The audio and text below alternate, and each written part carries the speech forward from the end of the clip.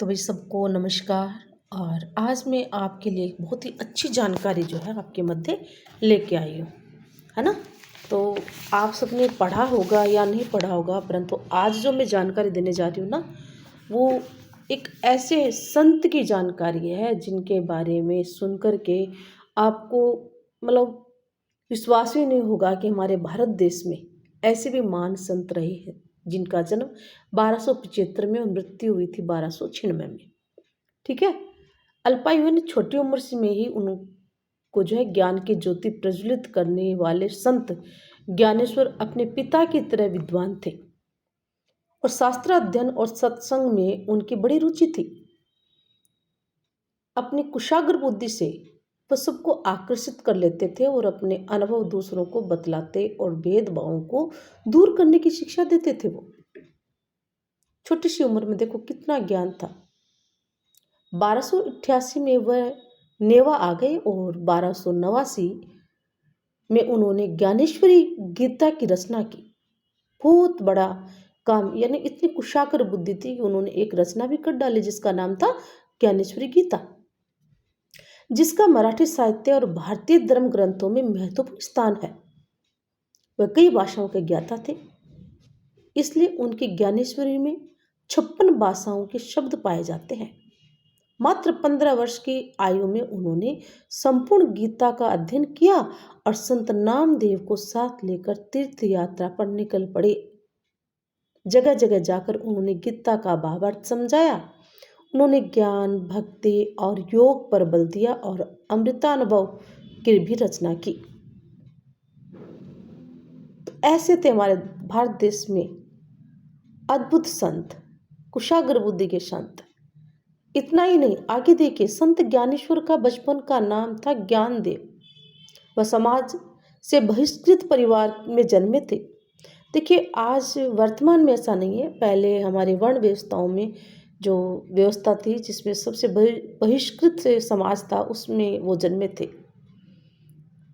और बहुत बुरी स्थिति हुआ करती थी उस समय उनकी, है ना।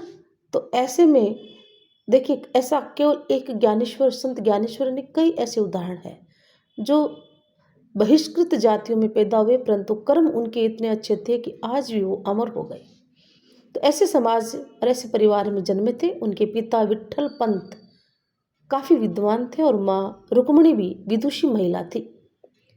बचपन में ही वह अपने परिवार के साथ त्रिमेकेश्वर आ गए और यहाँ उनके माता पिता दिवंगत हो गए। दिवंगत यानी मृत्यु को प्राप्त हो गए।